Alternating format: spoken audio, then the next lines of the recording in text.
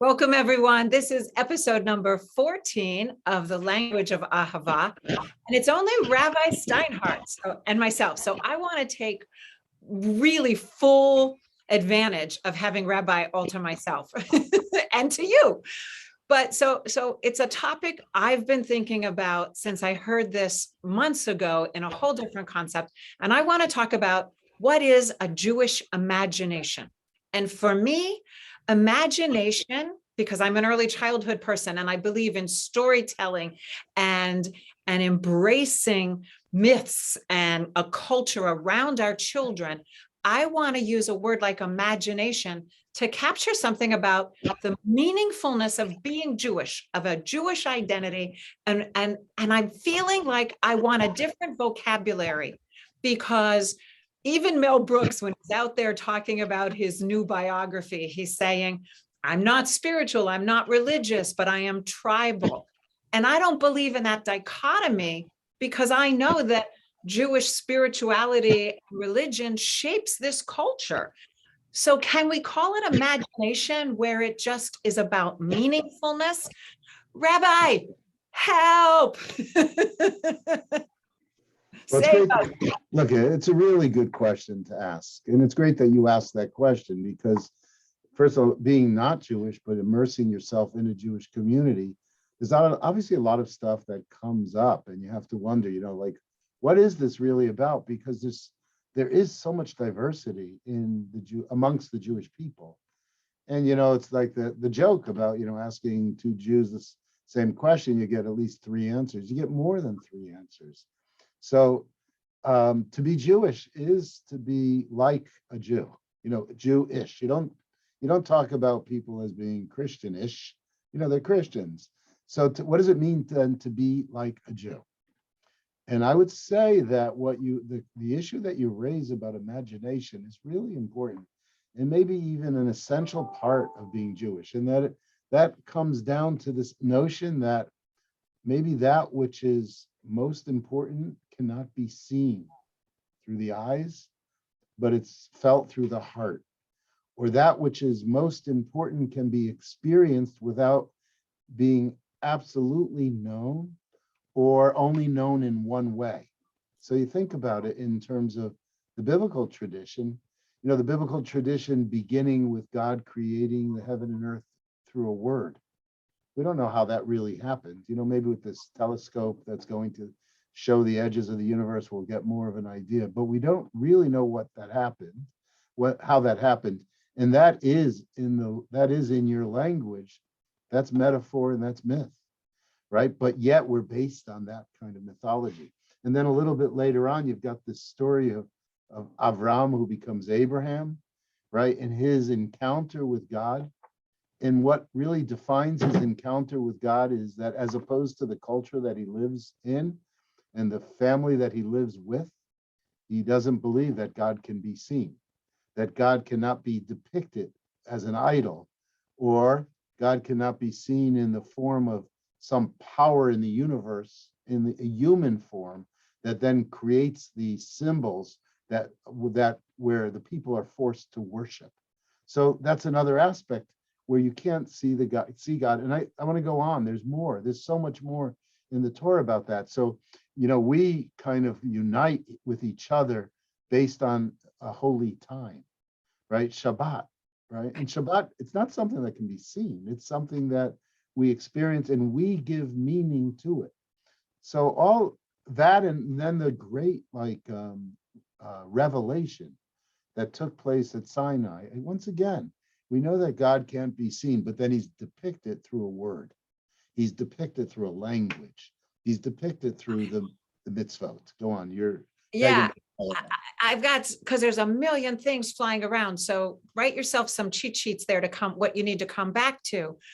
Because that being Jewish isn't one solitary thing. We know that. We know that, and you've done this in this podcast from the beginning, which is there isn't this checklist that you have to check all these boxes in order to be embraced, seen, and understood, and to be a part of a Jewish community and all that this Jewish community offers. the idea of seeing with the heart, and I want to spend a minute because, my mission on this podcast is to somehow make you in particular and Jewish community in general accessible to young families as I meet them. And so what I know, when you say that God cannot be seen and I mean that we can't, this whole God conversation is where we need imagination. And then I want to bring you back to that speaker that we had here at B'nai Torah, the speechwriter, who wrote the book about how shocked she was when she immersed herself in a study of what Judaism is. It was not the Judaism of her childhood. It was something about how it's lived in behavior, in social action, in mitzvot. It's so this whole idea of how do we even express this dichotomy between religious Judaism and cultural Judaism. I don't think this exists anymore for young culture, young family culture, young adults, or as you've described, where Judaism is evolving. Because I hear you trying to express what the divine is and what is holy and what is sacred in a vocabulary that I often struggle recreating, because I fall back on those old images of idolatry or Santa Claus God, whatever. And so you have so much to teach all of us young families and new to a Jewish journey let's talk a little bit about that God. How do we capture something bigger than culture that's not just food and genetics or even choice? It's an imagination. It's the connection to that heart. Please. Okay, so I think that once again, getting back to this word Jewish, then to be Jewish, then one does connect to a culture or to a people, to a community and to a people. And then there are things that every tribe does, the rituals of a tribe that make one Jewish. Now, it may be rooted, in its origins in the concept of an unknowable and unseeable God, but then it's kind of lived out through the practices and the values of a people.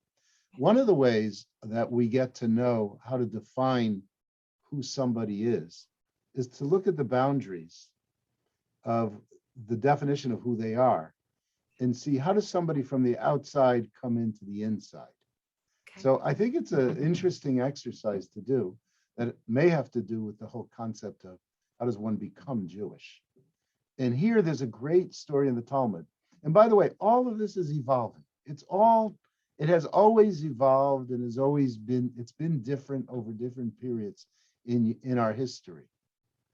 So there are these two great schools of thought in the Talmud, the school of Hillel and the school of Shama.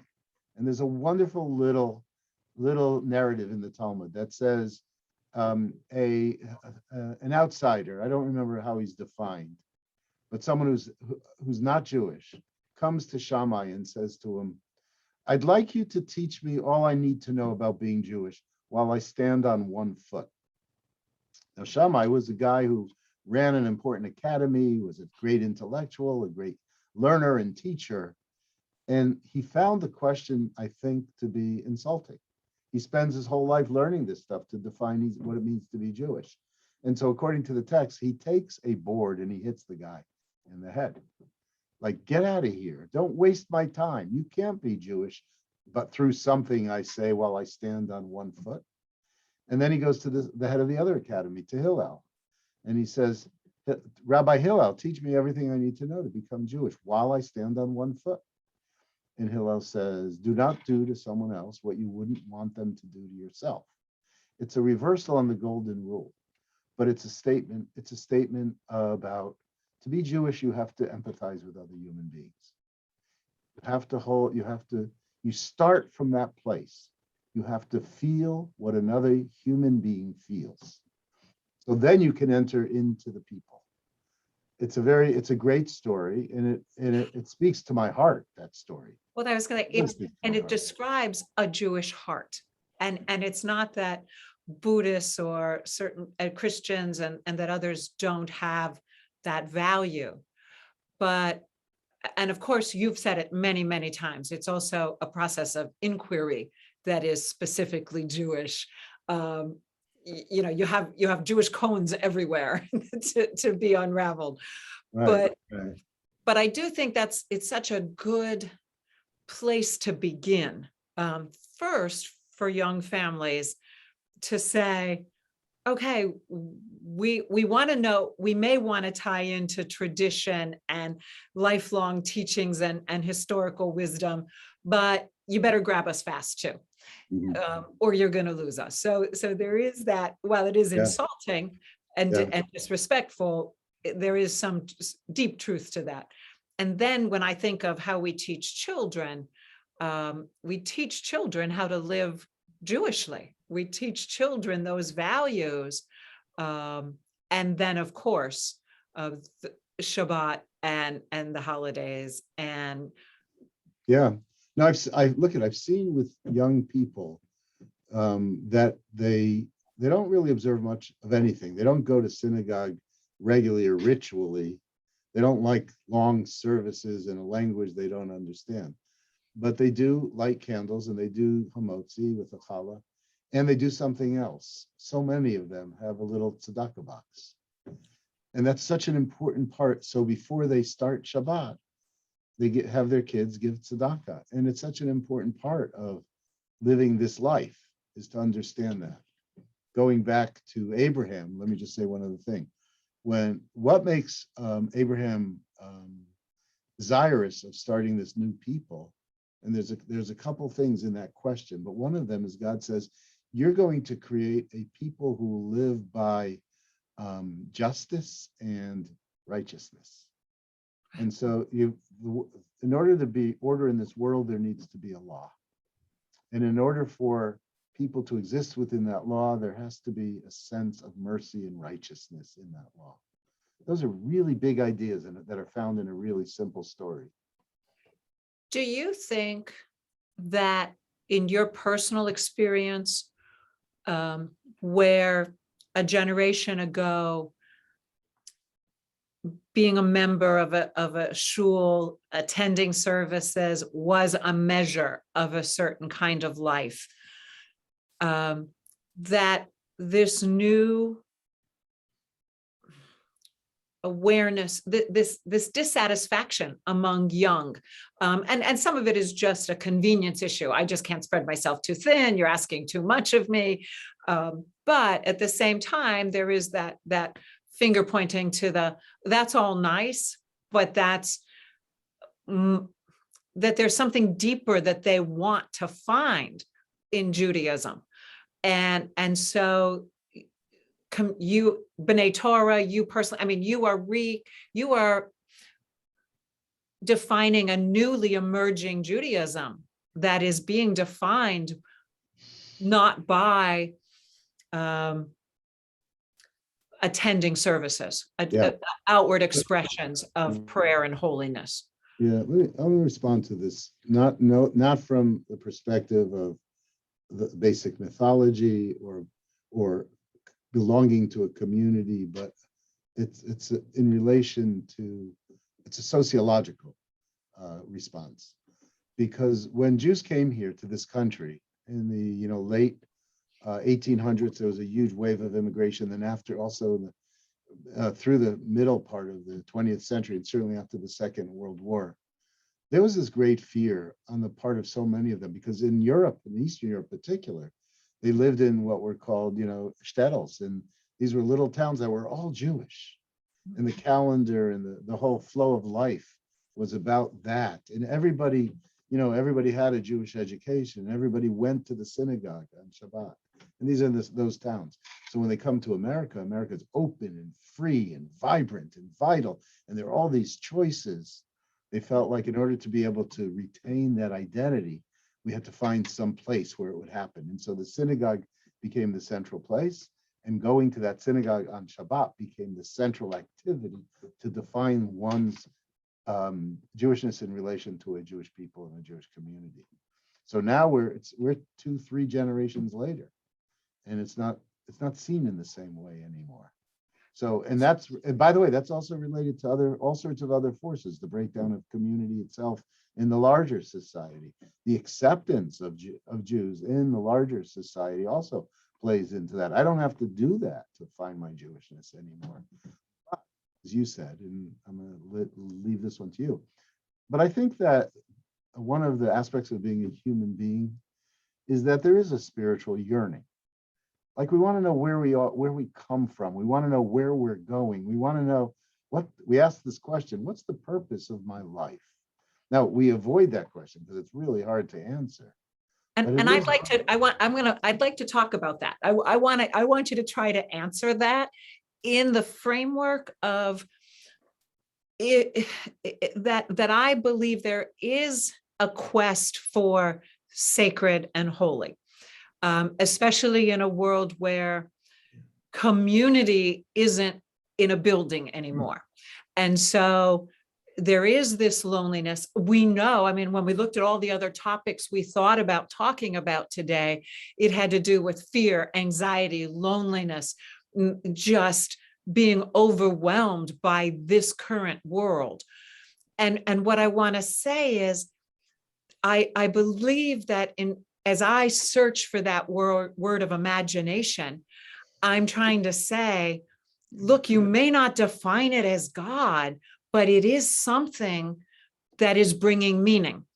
And so how would you describe that meaning? And also the other thing that I want to ask about is the Shabbat question, which is that Jewishness, the holiest place is that family table, is that Shabbat table, is that it's always been in the home, I think. Maybe I got that from Blessings of a Skinny or someplace way back when.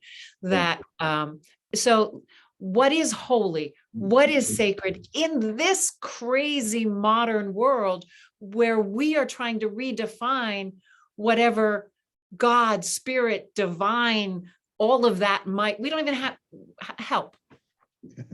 Okay, this is what I was thinking about. In America through the 20th century, we lived with a desire to attain and obtain. That success was defined by our ability to move from cities out into the suburbs. I'm talking about a generation ago. And we were really interested in having more. And power in this society, in this culture also went to those who had the most, that they were the most powerful. And now I think we're at a place in history where people can look around and say, I can have all the things in the world. I can have the best cars, multiple cars, each one of us can have a few cars and live in the biggest house. And that's not bringing me satisfaction or happiness. And so then I chase after other desires. And those also don't bring us that happiness. But when we are able to center ourselves on our heart and on something bigger than that which we can see, which gets us back to that first question, then maybe we enter into a different realm of seeking and searching, and we start looking for a connection to that which is divine and not the materialism.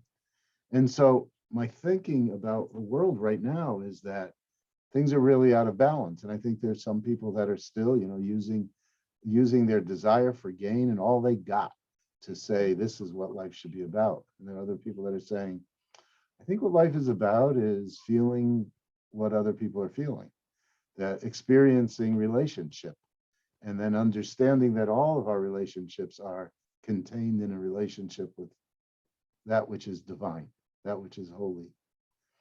And let me stop there. You want to follow up on that? Well, and you've said it on this podcast many times, And that is how learning becomes essential to that process. Because with that yearning for answers, explanations, or meaning, comes, we can't do that just in our own heads. So whether it's a Torah study, whether it's coming and hearing a rabbi give a sermon. What about this? What about this conversation? You know, this I find meaning in the conversation with you. I find meaning in your questions. And I think we have to get beyond this, the assumption that I have the answers, or you have the answers, or anyone has the answers, or the answer. There isn't an answer, there are answers. Learning opens those doors for us. But you do have frameworks that most of us lack, where I watch you far more comfortable with the language of, so it's when because I don't know how to reassure young parents out there that that everything will be okay. Either within their hearts, within their families, within communities, because there is a power of a connection. Yeah, but you know, Karen, I heard you say something that I actually am surprised to hear you say. And that is, how can you reassure anybody that everything's going to be okay? I think it's like what we need is the kind of the realization that sometimes things are okay, sometimes things aren't okay. And that being able to open ourselves up to that, and that kind of gets to the whole issue of vulnerability and fallibility and stuff like that. Okay, so I'll follow me with that. Because that not okay, when I think of the old podcast, See Me, Hear Me, Love Me, it was, you've got this because you are breathing, thinking, doing, feeling, living the process and mistakes. Yeah. And more importantly, you're not alone. That whatever that journey is that you're on is shared. I do, so that reassurance from me always finally gets grounded in, you will not do this alone. And then that, to me, that brings us back to that empathy, which is you can assume and or take for granted. And I think especially in a Jewish community, again, because we have that song, wherever you go, there's always someone Jewish. You know, it's a silly old camp song and we laugh when we play it, but it is true. I am a member of a tribe. I am connected. I can count on Shabbat being wherever I am, anywhere in the world. And so with that empathy that reminds us to look out and see who's around us, and again, I'm the observer here, but I feel like I can also say, wait, let me remind you of what is big and real. And I just happen to be lucky enough to be in a Jewish community. But again, and clearly not Jewish. I mean, and that's okay, because I've been treated with such belonging and respect, that it's lovely. But so if I can say to people, look around with that empathy, and trust that empathy will be there and given to you. It's again, and I think it's common in other cultures and religions, which is much like a namaste, you know, that I bow to a connection that we can both take for granted. And I think that is a sense of humanity, that a shared humanity, and whether that is a Jewish humanity, a Buddhist humanity, a Christian humanity, a secular humanity, I want that for everyone. But I also can share the richness of this Jewish humanity, because it's so big and deliberate and intentional. Yeah, it is. I mean, I'm 68 years old. I've been learning this Torah of ours for at least 55 years, since even before the time of my own bar mitzvah. Yeah. And sometimes I'm overwhelmed by the fact that reading some of the same things every year, I continue to find something new in it. And I'm also a bit overwhelmed by just how brilliant it is. Yeah. In relation to it, not just creating a people who are set aside, but creating a way to respond to this life of ours with incredible, passion and incredible empathy, as you said. And one of the things about Buddhism, I dabbled in Buddhist thought and reading Buddhist literature when I was in college. I became a meditator at that point. But the thing that moved me away from it, and I had been, Jewish my whole life, was I felt like people need community. So, and I found Buddhism to be so self-reflective and place such importance on the individual's experience that it lost the sense of responsibility for others and the broader sense of belonging to something. And I think the Jewish community is such a powerful, and as you said, it may be historical, it may be cultural, that forged those connections. Yeah.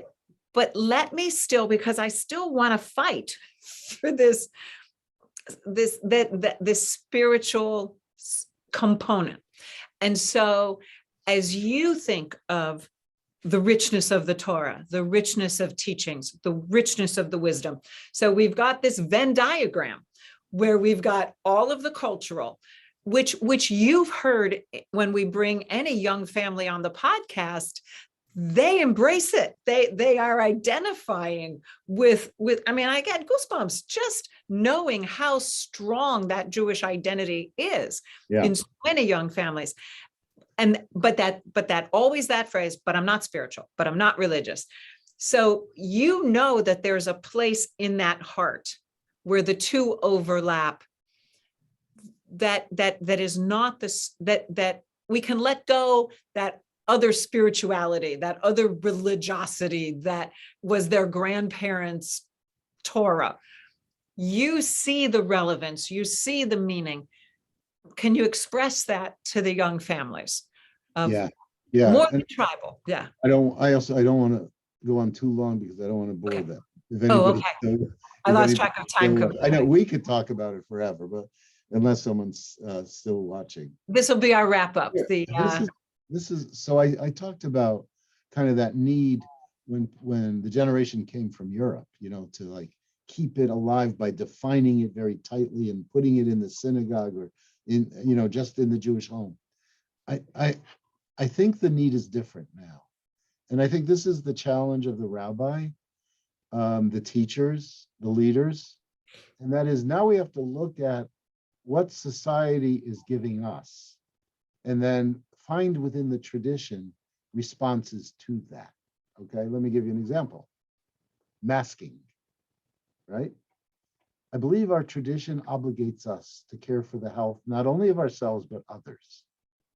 And so I could talk about putting a mask on, even if some people will not agree with the politics of it, but talk about it as human responsibility and see it as a religious responsibility.